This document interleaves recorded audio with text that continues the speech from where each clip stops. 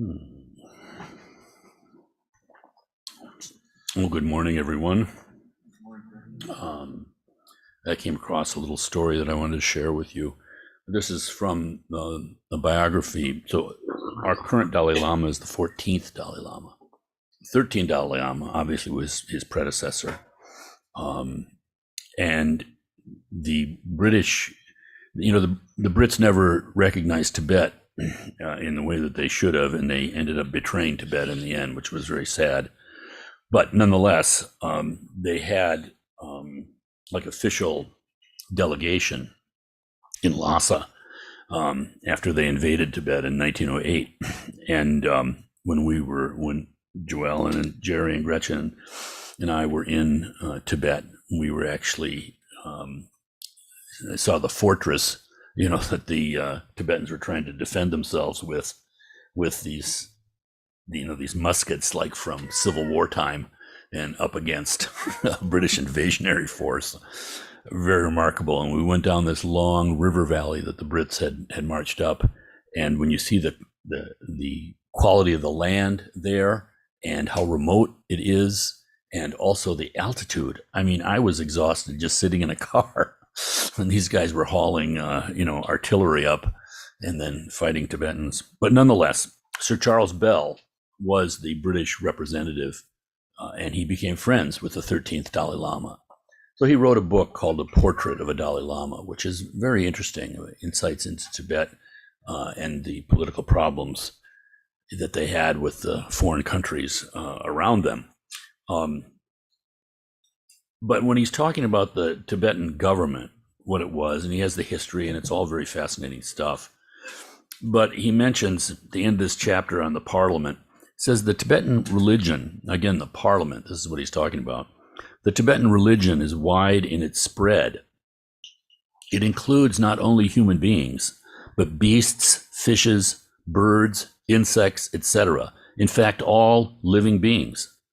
A man in this life may have been an ant in the last, and if he does ill, he may be born a goose or a pig in the next. Your father or sister who died some years ago may now be a bird. It is believed that every year the birds hold their parliament in a large lake north of Lhasa, where justice is administered by their king, the cuckoo. The saying runs that law and justice will prevail among men and women for so long as there is law and justice among the birds. Accordingly, the Dalai Lama's duties do not end with his human parliament, for he has come to earth to minister to all living beings. So he sends a yearly deputation to this parliament of birds. A lama addresses them on the importance of law and order, and at the same time gives them a present of food. As mentioned above, the human parliament is also fed at the government expense when holding its debates. Most Tibetans are fond of birds. Certainly the Dalai Lama was. Whenever I visited him, there was always a bird or two not far away, perhaps a talking myna bird from India. I'm so touched by that official duties, they send a delegation to the Parliament of the Birds. It's that it's just so rare, that you had a society that would even give lip service to this, let alone actually believe it all. It's just, I think, one of these great overlooked stories in this, this terrible, bloody 20th century. We have this. The history of Tibet is spiritual instruction. They went from being like Genghis Khan, these Central Asian marauders coming down from their high mountain plateau and conquering everybody. All these names, that we have forgotten. I was watching a History Channel special on Alexander the Great, and they were just going through with actors, going through his conquest. He conquered an area bigger than the Roman Empire would later be. He literally went off the map of the known world, all the way to India. And then they were talking about conquering the Sogdians. And I just had to chuckle because of the wide-ranging knowledge of my daughters. I knew who the Sogdians were. I'm embarrassed to admit. It's like at the corporate Christmas party. Hi, I'm a Sogdian. How are you? These Central Asian kingdoms, the Sogdians, which had a language that was based on Persian, the Khotanese. So, for instance, for us, we've benefited from this, and people don't even know.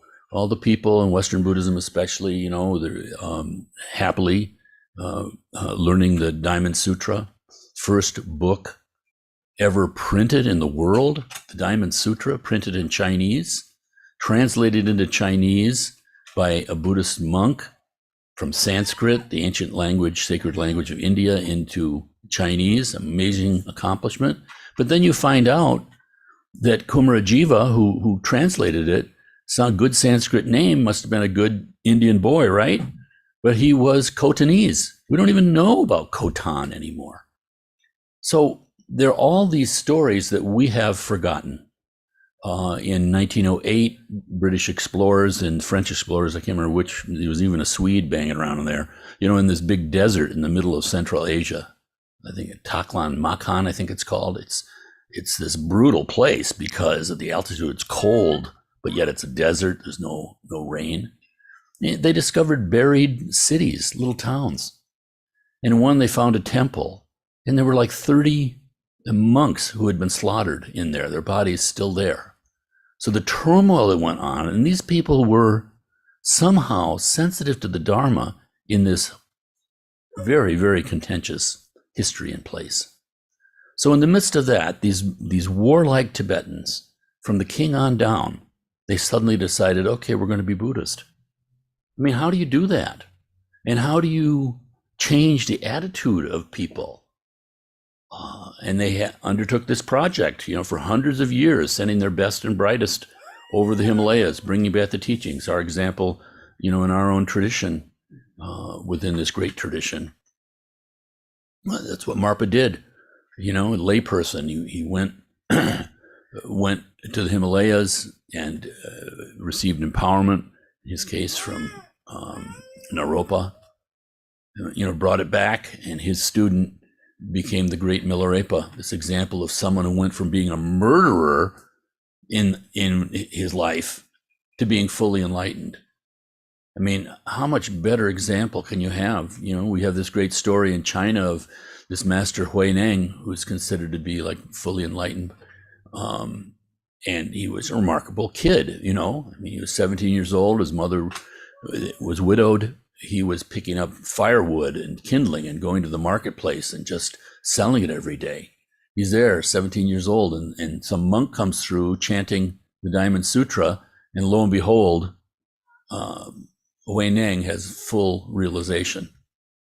So that's a wonderful thing, to have that kind of potential, and more than potential, like kinetic potential. Obviously, from his previous lifetimes, he was just like ripe, and it was like the apple about to fall off the tree.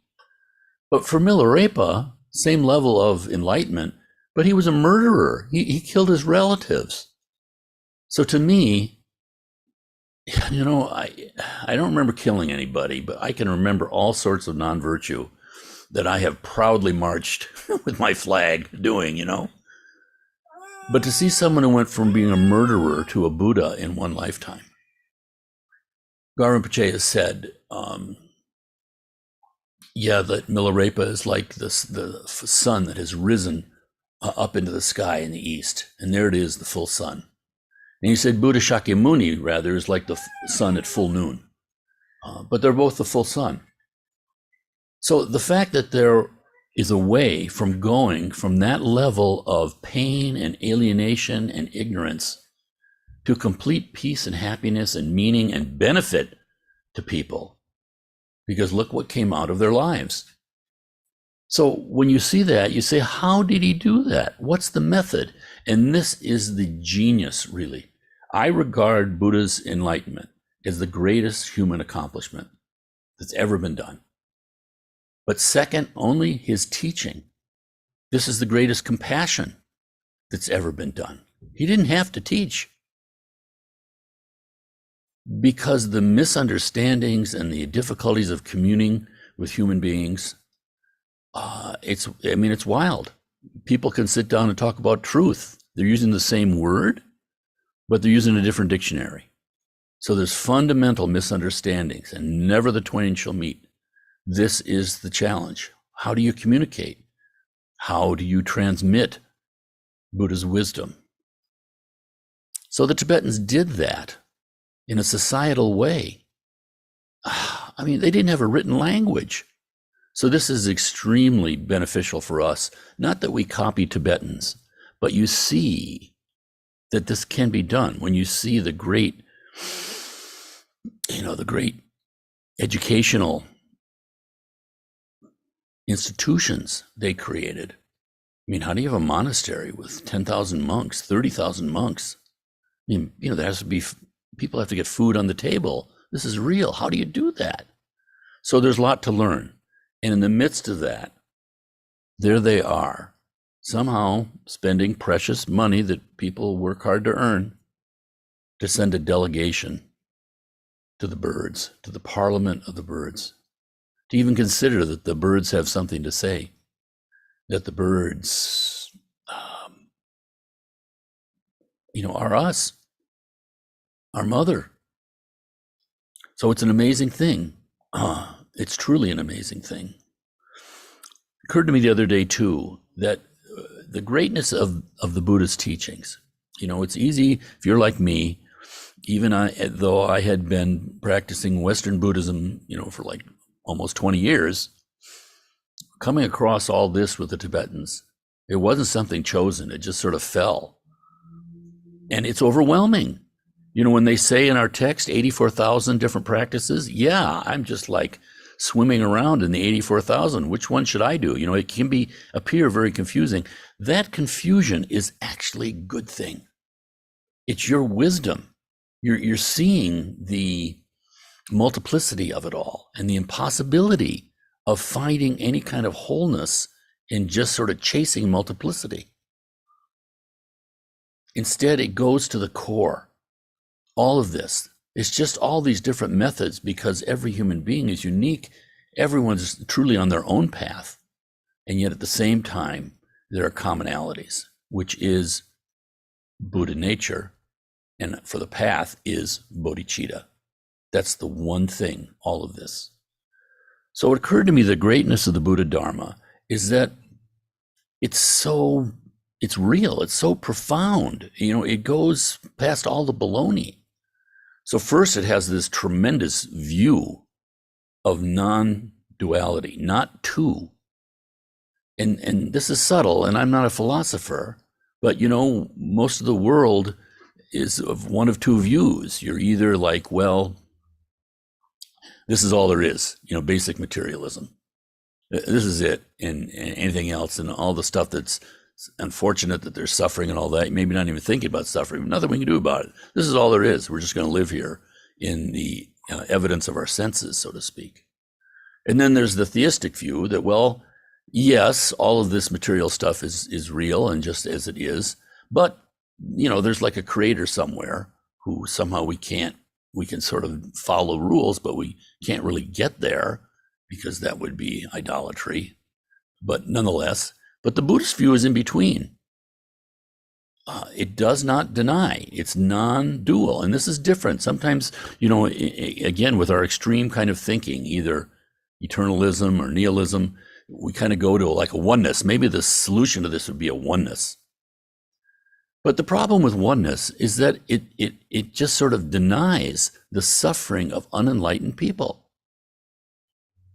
It's said that you can come to a state of oneness. It's called being an arhat, a conqueror, if you practice the self-liberation path,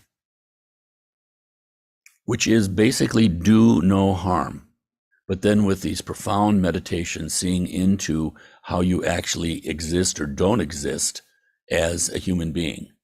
It's said you can come to this state of arhat, which is beyond suffering. Suffering is gone. And it's said that someone can rest in that state for eons because they don't see there's any other problem. I've attained to this oneness. Whatever's happening, well, it's just a dream. But then it's said that a light appears from a Buddha. The light goes from the heart of the Buddha to the heart of the Arhat. And the Arhat suddenly wakes up, a further, deeper awakening. And he or she recognizes that, oh my God, there's suffering sentient beings out there. For them, I might say, oh, that's nice, it's all one. But for them, their suffering is real. So it's like a mother looking at her child having a nightmare. It's very nice for the mother to say, well, so what? It's, just a dream. But she doesn't. Instead, that suffering is real for the child. So she does what she has to do to wake up the child with protection, giving the child greater wisdom. And that's what the light of the Buddha does. It's said that the light, the wisdom of the Arhat, is like compared to the darkness of Mammoth Cave, it's like lightning bugs glowing about.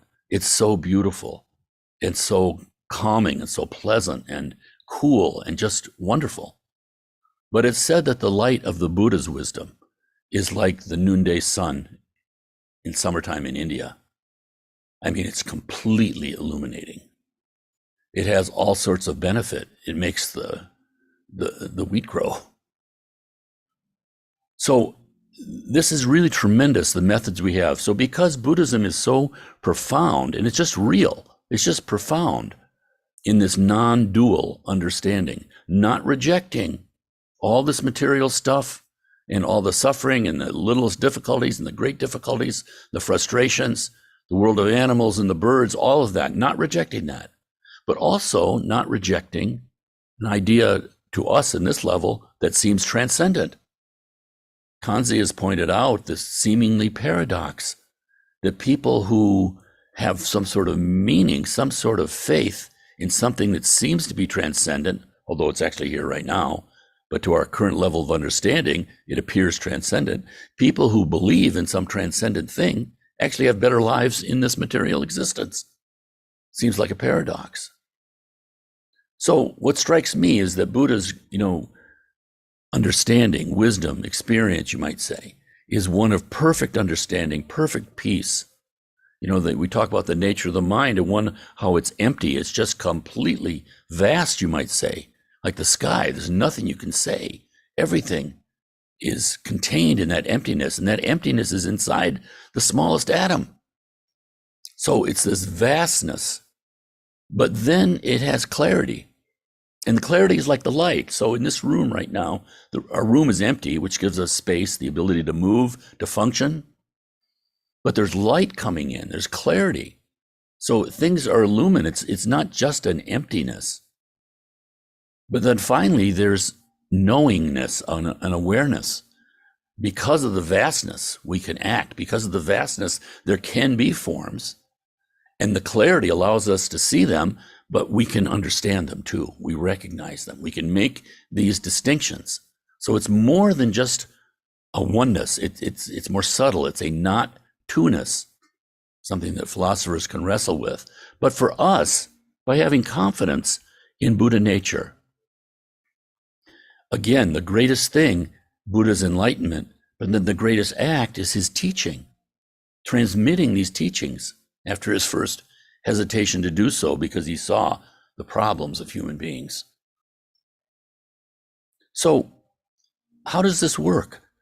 Well, in the midst of these multiplicities, the whole scientific world of dharmas in Sanskrit with a small d, appearances, phenomena, anything you can see with your microscope, telescope, all of that.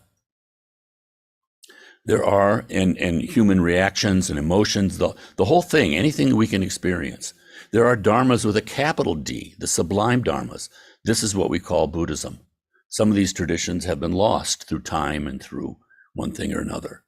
But the greatness of this is that there's the 84,000 are still there.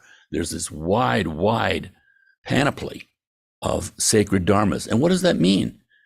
It means that this is like reflective. In a sense, everything is reflective of our true nature, but reflective of the tone and quality of our true nature. Phenomena differ. And by practicing in this way, there's a path. We're actually experiencing our true nature, but in a very, very veiled way. And if we continue to do that, it's the habituation of the mind. Slowly, slowly, the mind is being purified of its negative habits. and is gaining positive momentum, you might say, called merit. So what does this mean? Well, for instance, you have all these ritual things. You put your hands together in this prayer gesture. That is our Buddha nature. And think how clever this is, how powerful it is, really. Because I can be full of arrogance and I can be, telling off my grandkids what they did wrong or whatever it is, and I'm suddenly Mr. Righteous, whatever. But if I put my hands together in a prayer gesture, it's a little bit ridiculous for me to be 100% arrogant and doing that. That gesture itself somehow tames my mind, takes a little bit of the edge off. And I can think that it's all phony and that this is just, artificial. I'm just doing this so that I look good to other people. But it still has an effect. So there's a story from Shantideva, about some prostitute in ancient India who thought it'd be really funny to dance around in a nun's robe because she thought that would make people laugh because of the great contrast. I mean, that's what humor is. And fine. So she did. So she's dancing around in a nun's robe and everyone's laughing and all of that.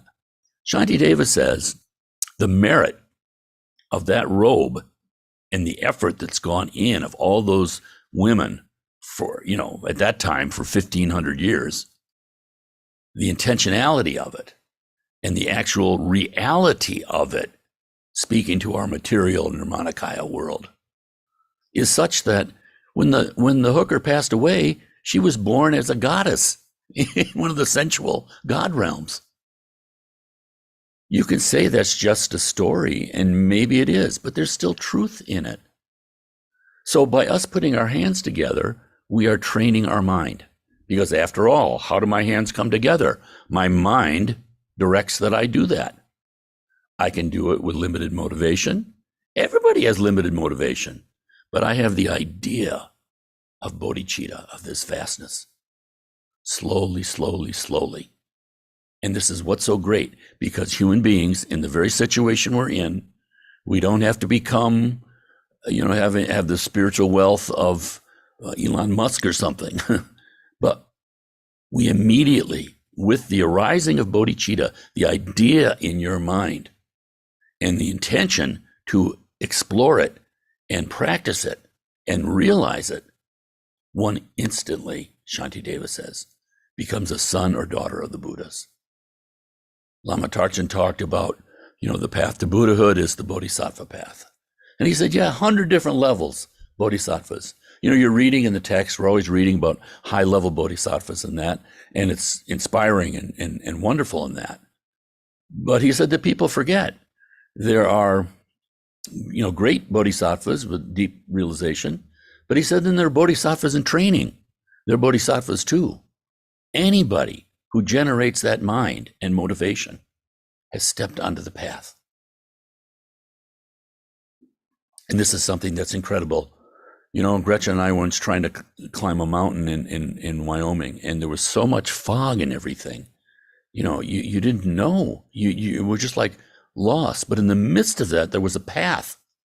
And so just by the existence of that path that has been trod by others, that was taught by the Buddha, you have, out of your own necessity, okay, I'm going to give this a try. Nothing else is working. And so you have enough confidence to step along the path. We live at a very fortunate time in which the great lamas who have been passing away here, but still exist, people have been trained in a traditional way. And so, it seems kind of crazy what we're doing. It's very easy. You can teach what people sort of want to hear and are comfortable with because it doesn't challenge them in a way. And yet the greatest challenge is this path of bodhicitta and then the full methods that have evolved from it. The ones that courageously go right to the nature of the mind. So this mandala is. This is what the Tantra is. Much easier to not get involved in the Tantra at all. You sort of say what people want to hear, not challenging in any way. And yet the greatest challenge in my life has been Garchen Rinpoche. He's never challenged me. just as existence and the teachings. It causes you to look at yourself. That's the great challenge.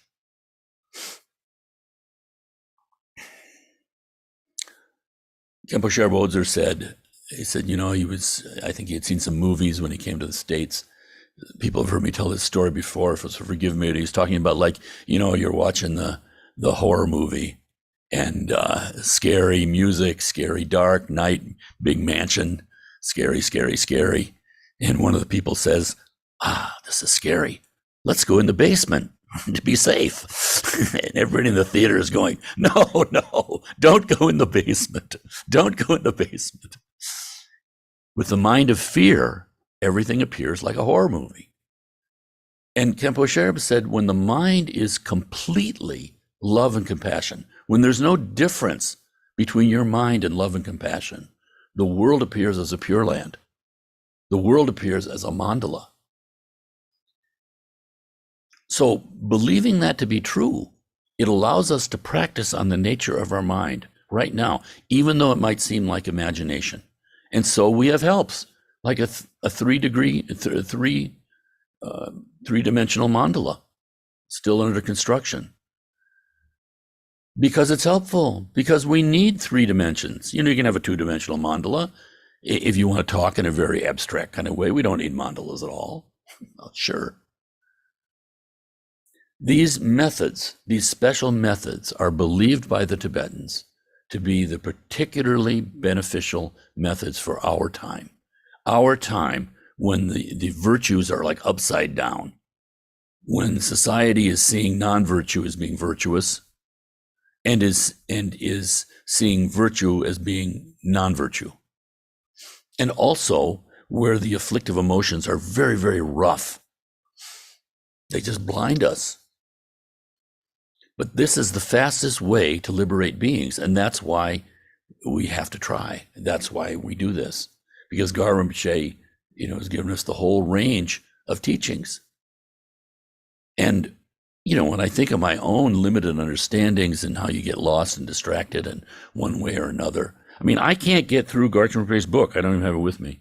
His book that Ari translated has teachings that he gave here in Rochester and other places too. This manual he has, I can't remember, 300 pages on Vajrakalaya.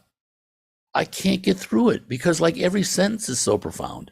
You have to stop and think about it and then read it again and again. So this has been given to us.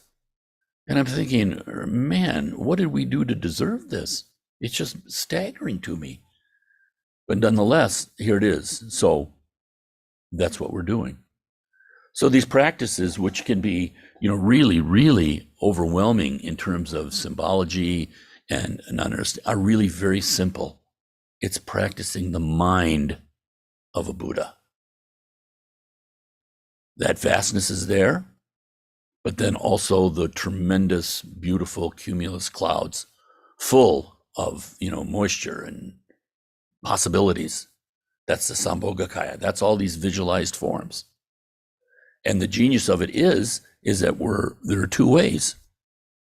The vast majority of the Buddhist practices are practicing on the cause. We practice on kindness, we practice on motivation, we practice on our behaviors, we practice on our mental meditations, with the idea that wisdom results from that benefit results from that. So it's cause and effect. But the Tantra is jumping right to the effect, right to the result. And this is why it seems kind of artificial. It can seem that way. And yet its effect on the mind is anything but. If you imagine yourself to be a Buddha, you're actually closer to who you really are than the way we go around all the time, imagining myself as Frank. Frank's got a lot of baggage that goes with him. Or as my Polish practitioner friend says, luggage. Frank's got a lot of luggage he's carrying around with him. You can go right to being Vajrakalaya. You can go right to being Tara. And again, naturally, we're so far from that. Seemingly, we're not, but it's seeming that it seems artificial, but it's not. Look through the Webb telescope. Look at the vastness of the universe. To have this arisen in your mind This is extremely rare. To have this arisen in your mind when you're in a place that is under the mental patronage, you might say, the mental support of these great figures like Chögyam Rinpoche and Garchen Rinpoche. This is extremely rare. You've also heard me tell the story of an American who went to Japan in the early 1950s, and he had attended some lectures on the perfection of wisdom by a Japanese scholar at Columbia. So he had some, quite a bit of knowledge, book knowledge on Buddhism. And he was at the evening ceremony of this monastery and sitting there in this meditation hall, this zendo, with the master of the monastery. And all the monks were chanting, if I can remember it, 4 vows. All beings without number, I vow to liberate. Endless blind passions, I vow to uproot. Dharma gates without number, without endless, I vow to penetrate. The great way of Buddha, I vow to attain. And this knowledgeable, slightly snarky American said to the Japanese master, do they really believe that? And the master said, not in the beginning. That's it. We practice.